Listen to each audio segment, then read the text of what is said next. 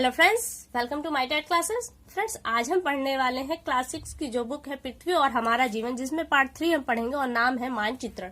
Friends, मैंने कहा था कि ये बुक आपके दोनों पेपर के लिए बहुत ही इम्पोर्टेंट है, क्योंकि बहुत से प्रश्न ऐसे होते हैं जो आपके सामाजिक पोर्शंस में भी आते हैं इस बुक से और पर्यावरण के थ्रू भी। फॉर मैं अभी आपको इसका एग्जाम्पल आपको दिखा देती हूँ, पहले प्रूफ की वाकई में आ सकता है या नहीं। देखिए, मेरे पास ये दो बुकलेट्स है, जिसमें ये एक बुकलेट है मेरे पास 14 की बुकलेट है और ये सेकंड पेपर है। देखिए, यहाँ पे एक पूछा गया सामाजिक विज्ञान का एक प्रश्न है। पूछा गया है कि पारंपरिक रूप से चिन्ह ए को दर्शाता है, तो ये आपका दिशा वाला पोर्शन है जो मानचित्र में ही जो घटक होते हैं मानचित्र के, उसके थ्रू आपको ये देखना है। तो ये आपका पोर्शन एक प्रश्न देखिए सामाजिक विषय में आ गया। अब मैं आपको दूसरी बुकलेट दिखाती हूँ। देखिए, मेरे पास एक दूसरी बुकलेट है जो अभी हाल ही में एग्जाम हुआ आपका 18 में, और ये पेपर फर्स्ट है। इसमें देखिए पर्यावरण अध्ययन में आपको दिया गया था, पहला क्वेश्चन था इसका। ये बुकलेट कौन सी सीरीज आई है, तो इसमें दिया था कि भारत में बिहार के सापेक्ष जम्मू कश्मीर और गोवा की स्थिति क्या है। तो यानी कि यहाँ पे भी आपसे कहीं ना कहीं आपसे दिशा के बारे में ही जानकारी ली जाती है जो मानचित्र के अंतर्गत आता है। तो आइए देखिए, हमने दो प्रूफ तो आपको दिखा दी, बुकलेट्स के थ्रू दिखा दी। वैसे और बुकलेट्स होगी जिसमें होगा, जो मेरे पास नहीं है, मैं उसको कलेक्ट नहीं कर पाई हूँ। तो ये दो क्वेश्चन तो मैंने आपके प्रूफ के तौर पे दिखा दिए। एक आपका फर्स्ट पेपर बनता है और एक आपका सेकंड पेपर बनता है। तो ठीक है फ्रेंड्स, तो आइए हम पहले अपनी बुक को पढ़ लेते हैं। इसमें जो इम्पोर्टेंट है वही पढ़ेंगे, क्योंकि ये बच्चों की बुक है तो जाहिर सी बात है, हम लोग के लिए सब कुछ नहीं है। इसमें दिया है कि हम देश तथा दुनिया में अच्छी सड़कों, रेलों, कस्बों, समुद्रों, द्वीपों आदि की जानकारी मानचित्र तथा ग्लोब के माध्यम से करते हैं। और ग्लोब क्या है आप जानते हैं, पृथ्वी का छोटा प्रारूप है, काल्पनिक प्रारूप है, और इसके बारे में थोड़ी और जानकारी जानने की जरूरत है, वो आपको पता है। फिर दिया है कि मानचित्र आसानी से एक स्थान से दूसरे स्थान पर ले जाया जाता है, ये भी कोई खास बातें नहीं है। और जब मानचित्र के प्रकार देखिए, दिया है मानचित्र दो प्रकार के होते हैं। एक होता है राजनीतिक मानचित्र। राजनीतिक मानचित्र में क्या है, इसमें देश राज्य की सीमाओं को दर्शाया जाता है। देश है, राज्य है, जिला है, इनकी सीमाओं को दर्शाया जाता है, और ये होता है आपका राजनीतिक मानचित्र। अब भौतिक मानचित्र क्या है, जिसमें पृथ्वी की जो प्राकृतिक घटनाएं हैं, प्राकृतिक चीजें हैं, जैसे नदियां, सागर, पर्वत, पठार, ये हमने नहीं बनाई, नेचुरली है। तो इन चीजों को जो मानचित्र दर्शाता है वो आपका भौतिक मानचित्र कहलाता है। फिर आगे पॉइंट दिया है, गांव, कस्बा, जिला, राज्य एवं देश को भी मानचित्र में दर्शाया जाता है, और ये आपका राजनीतिक मानचित्र के अंतर्गत आता है। और दिया है, जब बहुत सारे मानचित्रों को एक साथ संग्रह करके इन्हें बुक का रूप दिया जाता है तो इस बुक को एटलस कहा जाता है। ये पॉइंट आपके लिए इंपॉर्टेंट हो सकता है। वैसे आप लोग जानते होंगे कि एटलस क्या होता है। बहुत सारे मानचित्रों को जब एकत्र किया जाता है, बहुत सारे मतलब कई तरह के, यानी कि एक ही तरह के, तो उनका जब बुक बनाया जाता है तो ये आपका आता है एटलस में। ठीक है, आगे दिया मानचित्र के घटक। देखिए, मानचित्र के जो घटक है, दिशा है, दूरी है, प्रतीक। और आपके जो भी मैंने दोनों बुकलेट्स दिखाए उसमें आपको दूरी, दिशा से ही पूछा गया था, दूरी और प्रतीक नहीं पूछा गया था। आइए देखते हैं मानचित्र की दिशाएं। आपने मानचित्र की देखा होगा तो उसमें ये दिया होगा, अब नीचे देख लेते हैं, हम पहले इसको देख लेते हैं।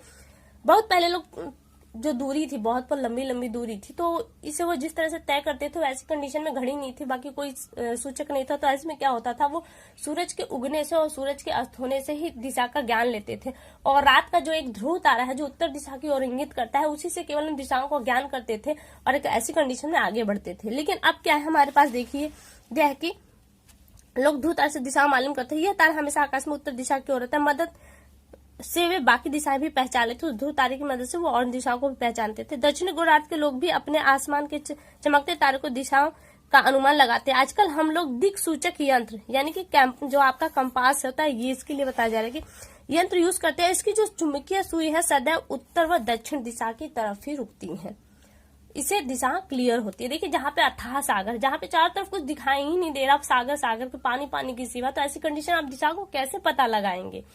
जहाँ पे कुछ चीजें होती हैं तो वहां पे उसका प्रतीक मिलता है। रेगिस्तान है जहाँ पे चारों तरफ आपको बालू बालू टीले टीले दिख रहे हैं, तो ऐसी कंडीशन में आप दिशाओं को कैसे पता लगाएंगे, तो उसके लिए आपके लिए कुछ होना चाहिए। तो यहाँ पे है कि अब कंपास ऐसा चीज है जिससे आप दिशा का पता लगा सकते हैं। फिर दिया है, देखिए अगर आपका जो प्रश्न सीटेट में है वो यहीं से आया है। देखिए, जब आप भारत का मानचित्र देखते हैं तो सबसे ऊपर सिरा, यानी कि जो जम्मू कश्मीर का सिरा, वो कौन सी दिशा में होता है। अक्सर लोग वहां पे पूरब का अंदाजा लगाते हैं, लेकिन ये एकदम गलत होता है। जो हमारा मानचित्र होता है उसमें जो सबसे ऊपर का पोर्स होता है वो उत्तर होता है, और दक्षिण यानी कि कन्याकुमारी जो है वो दक्षिण की तरफ है, और हमारा अरुणाचल प्रदेश जो आता है वो सब हमारा आता है पूरब दिशा में, और इसके बाद जो गुजरात वाला एरिया होता है वो आता है पश्चिम में। देखिए इसी बुक में एक भारत का नक्शा मैं उसमें भी खोल के दिखा देती हूँ आपको। देखिए ये आपका भारत का नक्शा है, तो ये देख रहे हैं आपका ये चीज एकदम ऊपर जो जा रहा है ये आपका पूरब उत्तर दिशा है, और नीचे ये कन्याकुमारी आपका आता है, तो ये आपका आता है दक्षिण में, और ये आपका जो नागालैंड, त्रिपुरा, असम, मेघालय ये आपका पूरब दिशा बताता है, जबकि ये वाला हिस्सा आपका गुजरात का बताता है पश्चिम दिशा। जो प्रश्न था आपसे पूछा गया था, मैं आपको दिखा दूं कि इसमें कहा था कि आप बिहार में खड़े हो और उसके सापेक्ष आपको जम्मू कश्मीर और गोवा का स्थान पूछा था, तो आपको बता दिया गया कि आप यहाँ पर खड़े हैं। आप यहाँ पर जब खड़े हो जाते हैं तो देखिए आपकी तरफ आपके हिसाब से कश्मीर किस दिशा में है। अगर जस्ट आपके ऊपर है यहाँ तो ये उत्तर हो जाता, लेकिन ये जस्ट यहाँ पे नहीं है, वरन कहाँ है, थोड़ा हटकर है। और यहाँ से फिर जब आप इधर की तरफ देखते हैं तो न तो जस्ट ये इस यानी कि ऐसी कंडीशन में ये इन दोनों ही स्थितियों में नहीं है और आप यहाँ पर खड़े हैं। अब देखिए जम्मू कश्मीर यहाँ है तो ये किस दिशा में, ये उत्तर हो गया आपका और ये पश्चिम, तो यानी कि इसके बीच में होने की वजह से ये क्या उत्तर पश्चिम हो गया। फिर इसी तरह से हम अगर गोवा को देखें तो गोवा देखिए आपका यहाँ है और ये है बिहार। इसके हिसाब से देखिए आप यहाँ खड़े हैं, लेकिन ना तो ये जस्ट पश्चिम की ओर इंगित कर रहा है और ना तो जस्ट दक्षिण की ओर इंगित कर रहा है, यानी कि दोनों के बीच में दिखा रहा है। तो यानी कि गोवा की स्थिति जो बनती है वो बनती है आपकी पश्चिम और दक्षिण, या दक्षिण पश्चिम आप कह सकते हैं, कोई भी दिशा आप आगे रख सकते हैं, लेकिन दोनों के बीच में बन रही है। तो यही चीज आपसे पूछा गया था, यानी कि दिशाओं का ज्ञान अगर आप हाथ है तो मानचित्र को आप पढ़ सकते हैं। अगर दिशाओं का ज्ञान आपके पास नहीं है तो मानचित्र पढ़ना आपके लिए मुश्किल हो जाता है। लेकिन कहा जा रहा है जब इन चार दिशाओं के बीच में जस्ट इसके सापेक्ष में बोला, अभी जो हमने देखा है, तो इसके दोनों की स्थितियों में इन दोनों ही दिशाओं को नाम दे देते हैं। देखिए यहाँ पे दक्षिण और पूर्व के बीच का जो आता है वो दक्षिण पूर्व आता है, और पश्चिम और दक्षिण के बीच का आता है दक्षिण पश्चिम या दक्षिण पश्चिम दक्षिण भी से हम कह सकते हैं। ठीक है, तो ये आपके दिशाएं बन रही हैं। फिर देखिए प्रश्न आपका यहीं से बना था, इस टॉपिक में कोई खास चीज नहीं है आपके हिसाब से, जो चीजें हैं वो हम देख लें। पैमाना आप जानते हैं, कोई भी जो नक्शा बनाया जाता है, मैप बनाया जाता है, वो पैमाने से बनाया जाता है। यहाँ पे आपको समझाया गया है कि मान लीजिए दो शहरों के बीच की दूरी 200 किलोमीटर है, तो क्या हम 200 किलोमीटर की रेखा खींचेंगे? नहीं खींचेंगे। उसके लिए हम एक पैमाना मानेंगे। जैसे 100 किलोमीटर की दूरी को हम 1 सेंटीमीटर से दिखाएंगे और यही इसका पैमाना है। अब 500 किलोमीटर की दूरी है दो शहरों के बीच की, तो उसे हम 5 सेंटीमीटर की रेखा से दिखा देंगे। तो इस तरह से ये पैमाना बनता है, और पैमाने के ही थ्रू हम वास्तविक दूरी का अंदाजा लगाते हैं जो मैप में दिया होता है। ये फॉर एग्जाम्पल आप समझाया जा रहा है। जो आपके लिए पॉइंट बनता है वो यहाँ देखिए है, दिया है कि पैमाने का जो भूगोल में मापन या प्रदर्शन भी करते हैं, इसकी मदद से लंबी दूरियों को छोटी रेखाओं में दिखाते हैं। प्रत्येक मानचित्र का एक मापन होता है। दिया है पैमाने या मापन की मदद से बड़े आकार की किसी वस्तु को छोटे आकार में भी दर्शाया जा सकता है। हम भी अपने पैमाने बना सकते हैं, अपने से भी हम बना सकते हैं। ये जरूरी नहीं है कि जो सरकार या संस्था द्वारा मान्य हो वही केवल। तो मापन द्वारा धरातल के स्थलों की वास्तविक दूरी को कागज पर दिखाया जा सकता है या प्रदर्शित किया जा सकता है। फिर देखिए, फिर दिया मानचित्र जब आप बनाते हैं तो आप बहुत सी ऐसी चीजें आती हैं बीच में, उन्हें आप कैसे दिखाते हैं? क्या उनका वास्तविक रूप रखते हैं? बिल्कुल नहीं रखते। उनके लिए हम संकेतों को यूज करते हैं। वो संकेत क्या है? जो बहुत पारंपरिक रूप से चले आ रहे हैं, और इसे रूढ़ चिन्ह या परंपरागत चिन्ह भी हम लोग कहते हैं। जैसे रेलवे लाइन के लिए देखिए इस तरह की लाइनें बनती है। अब रेलवे लाइन में भी 3 है, बड़ी लाइन को इस तरह से, मीटर लाइन को इस तरह से, और रेलवे स्टेशन को RS यानी कि रेलवे स्टेशन के रूप में दिखाया। इसी तरह से सड़क को इस तरह में, पक्की है तो इस तरह की, कच्ची सड़क है तो इस तरह की। ये संकेत भी आपके लिए इंपॉर्टेंट हो सकते हैं, क्योंकि एग्जाम में कुछ भी दे सकता है और पूछ सकता है कि ये किस चीज का चिन्ह है। फिर नदी है, नदी के लिए देखिए आपको इस तरह का दिया है। कुएं के लिए बिंदी दिया है, तालाब के लिए इस तरह से नहर और पुल। अंतर्राष्ट्रीय सीमा के लिए तो अंतर्राष्ट्रीय सीमा ये है, राज्य की सीमा ये है, और जिला की जो सीमा है वो ऐसे दिखाया गया।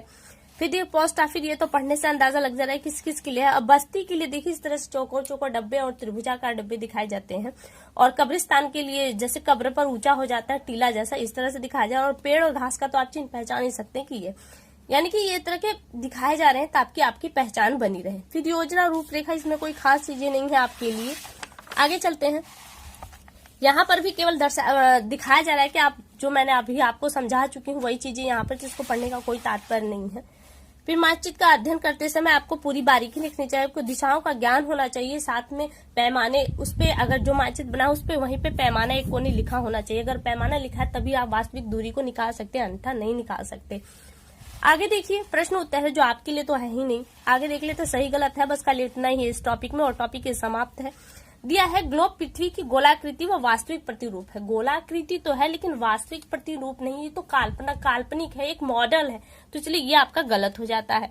फिर दिया सड़कें, रेल, कस्बों आदि के सही स्वरूप को मानचित्र में दर्शाया जाता है। सही स्वरूप को हम कहाँ दर्शाते हैं, हम तो संकेत को दर्शाते हैं, संकेतों को मानचित्र पर दिखाते हैं, तो ये पॉइंट भी आपका गलत हो जाता है। फिर दिया दिक् सूचक यंत्र की जो चुंबकीय सुई है वो सदैव उत्तर और दक्षिण दिशा को दिखाती है, तो ये एकदम सही पॉइंट है, ये आपका होता है सही। यानी कि दिक् सूचक जो सुई है उसकी जो सुई है वो आपको सदैव उत्तर और दक्षिण दिशा में हर कंडीशन में रुकेगी। अगला पॉइंट है मानचित्र का नीचे का सिरा उत्तर दिशा में होता है। नहीं, मानचित्र का जो अभी हमने सिरा देखा था ऊपर उत्तर होता है और नीचे दक्षिण होता है, तो ये दिया है मानचित्र का नीचे का सिरा, तो मानचित्र आप कोई भी बनाते तो यही ना होगा, तो नीचे का सिरा आपका दक्षिण होगा न कि उत्तर, इसलिए ये पॉइंट आपका गलत हो जाता है। तो फ्रेंड्स ये टॉपिक यहीं पे समाप्त हुआ, लेकिन मुझे एक बार कमेंट जरूर करिएगा, क्योंकि आपके कमेंट के बिना मैं बहुत कमजोर फील करती हूँ कि वाकई में कोई कमेंट नहीं करता तो क्या कंडीशन है मेरी पढ़ाई की। तो आप भी पढ़ाई जो पढ़ रहे हैं उसे बताइए कि कैसा है, सही लगा तो भी, गलत लगा हो तो भी मुझे कमेंट करिए, ठीक है फ्रेंड्स। तो कोशिश करूंगी बहुत अच्छी वीडियो मैं आपको दे सकूं, आपके पढ़ाई से पहले जो एग्जाम होने वाला है आपको उस एग्जाम से पहले मैं सारा कोर्स भी कंप्लीट करवा दूं। तो फिलहाल अभी के लिए इतना ही, अगली वीडियो में आपसे बहुत जल्द मुलाकात होगी, तब तक के लिए नमस्कार।